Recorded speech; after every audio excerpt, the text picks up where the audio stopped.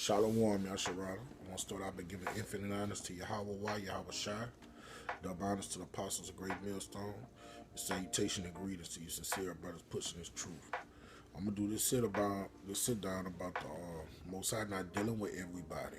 The Most High only deal with a small remnant. Criminal de la creme. The best of the best. That precious number, the precious elect, that governing body. And he was doing that since the beginning of time. These scriptures is not for me in these last days, seconds, and times. The Most High is not dealing with all of Yasharala. He's dealing with men that fear him, men that keep his commandments and keep his commandments to the best of their ability and carry out his orders diligently. All right, so I'm gonna start off with in the book of Judges. Everything done aforetime was done for our learning, and this is a good precept how the Most High how he separates the real from the fake. Should have had this ready. All right, let's start at verse 4. This is start at verse 3. This is Judges 7 verse 3. Now therefore go to proclaim in the ears of the people, saying, whoever is fearful and afraid, let him return and depart away from Mount Gilead. And they returned the people 20 and 2,000, and they remained 10,000. So this is the children of Israel. They come together. The Midianites had them in submission, had them in position of servitude. In the book of Judges, and the Most High raised up Gideon to lead Israel to fight against Midian. So the Most High know how Israel get down. They're stiff-necked, perverse people. He say, look, man, they got too many of them. They're not going to give me the glory. They're going to think they did it. So he said, let me separate the real from the fake, and let me get that small amount of men that's going to give me the glory, because back then, like they are today, Israel be going off. So the Most High say, that's too many niggas, man. Got too many niggas amongst the righteous men, man. He say, let me get this number down to that criminal de la creme. So the Most High ain't dealing. He told it, teach us to gird up our loins like men and fear no man. That's scripture. So yeah, he told the men to come to war. Hey, y'all that are scared and don't want to go to war, get out my army. And 22,000 of them sons of bitches left. Most High ain't dealing with that. What the scriptures say?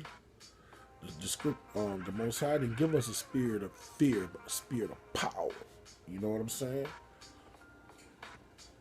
Verse 4, and the Most High said unto Gideon, the people are yet too many. So he was like, whoa, still too many of them. Still too many niggas amongst you. He say, bring them down into the water, and I will try them there.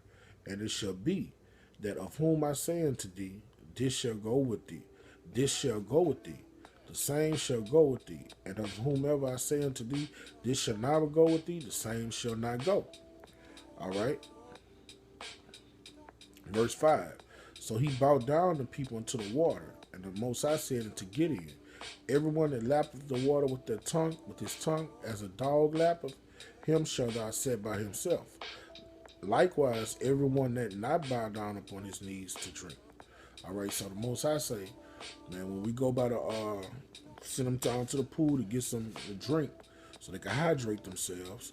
The ones that get on their knees like a dog, and most of Israel are dogs, brute beasts. He said, get them niggas from around us. But the ones that put the water up in their hand and circumspect and still watching out for the enemy, they're aware of what's going on around them. He say, keep them. All right. And the Most High said unto Gideon, by the 300 men that lap, and the Most High said unto Gideon, by the 300 men that lap will I save you, and deliver the Midianites into thy hand, and tell all the people to go everywhere into his own place. So they started off with 30 to 40,000 people, and when the Most High brought that righteous number down, the number that he was going to deliver all the people was 300 men. So just liking that Israel's the sand of the sea in our day and time, and he only dealing with 144,000 of them, and we millions upon millions, probably at least a billion of us. All right, creme de la creme, the best of the best, prime real estate. Israel is a people before it's a place, and it's not all of Israel, but the Israel of the Most High. Let me get that. This is who the Most High is dealing with. Let me get that scripture. And this has been the Most High's. This is how the Most High has been rocking out with us since the beginning. That precious number that went into Africa, that was the elect.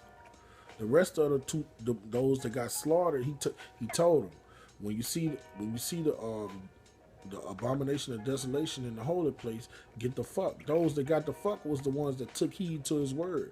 2/3 not gonna take heed to his word. So Rome slaughtered them and killed them. All right. It was a remnant of them that went into the western coasts of what is known as Africa, the land of Ham, and throughout the southern and northern coast, northern regions. Those were the ones that took heed to his word and was watching. All right, this is Galatians 6, verse 16. As many walk according to his rule. All right, those that listen to this word, hear his word, and are doers of his word, not deceiving themselves. Peace be upon them, the 144,000. And mercy. We are begging for mercy. We are prisoners of hope, begging for mercy. This is mercy. Him giving us his truth, opening up our understanding, and upon the Israel of the Most High. You see what I'm saying? Why did he do a distinction? Israel of the Most High, because you got the house of David, you got the house of Saul, you got the sons of Yahweh Shemel Shai, you got the sons of Belial. You see what I'm saying? Get another precept. This is Romans. I want the 9th chapter. This is Romans chapter 9, verse 6. Not as though the word of the Most High have taken an effect. The word of the Most High is taking effect for those that believe, the servants, his servants. All right? For they are not all Israel, which are of Israel. So just because you're an Israelite according to your DNA, according to your biology, that don't mean the Most High is dealing with you. 2/3 of our people, the Most High look at them as heathens, man. In fact, when you read the book of 2nd Ezra, the 2nd chapter, he called them heathens. You see what I'm saying? Because they're taking on the customs of the heathen round about them.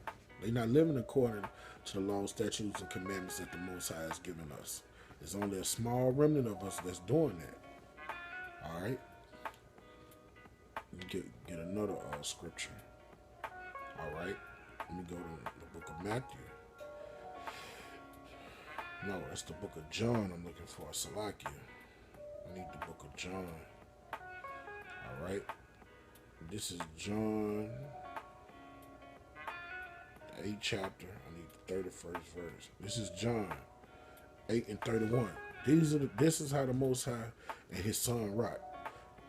Then said Yahushua to those Jews which believed on him, if you continue in my word. These are the people that he's dealing with, the people that sign and crying for the abominations going on round about him, the people that are feeding his sheep, being an example to the Gentiles, being a light to the Gentiles that's fishing for the precious elect. If you continue in my word, then you are my disciples indeed. The Most High people are not continuing in his word. And the ones that think they continue in his word, rocking out to an off doctrine.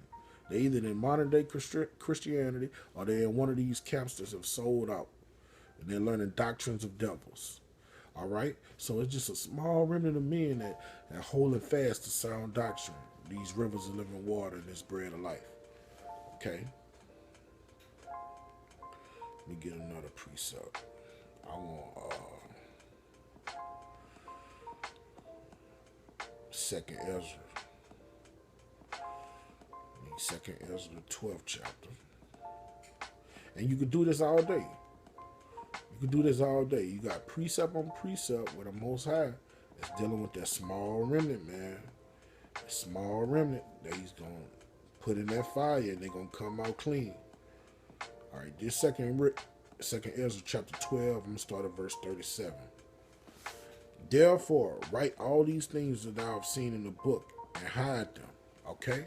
This is the Most High's charge to our big brother Ezra, who's on the earth doing what he was doing in ancient time past. He coming back in his light, and he out here teaching. He in one of these camps. Okay? And teach them to the wise of thy people. All of our people are not wise. It's just a very small remnant that wisdom is a remnant of men that wisdom is tarrying with. Okay, whose hearts, whose minds thou knowest may comprehend and keep these secrets, and that's the servants, the prophets, and there's 144,000 of them. You see what I'm saying? This is a small sanctuary, man. A small motherfucking sanctuary, man. And it's the best of the best. It's the men that fear the Lord and diligently seek him. Let me get that. He's going to be found. I think that's in Proverbs. He found them that diligently seek him. I don't know exactly where it's at. Heavenly Father, help me. I think it might be the 6th chapter. He's found them that diligently seek him.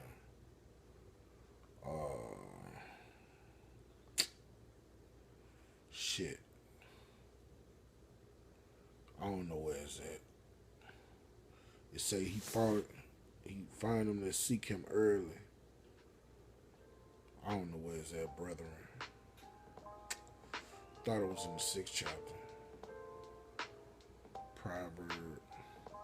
Well, I'm pressed for time, so I can't keep looking for it. Alright.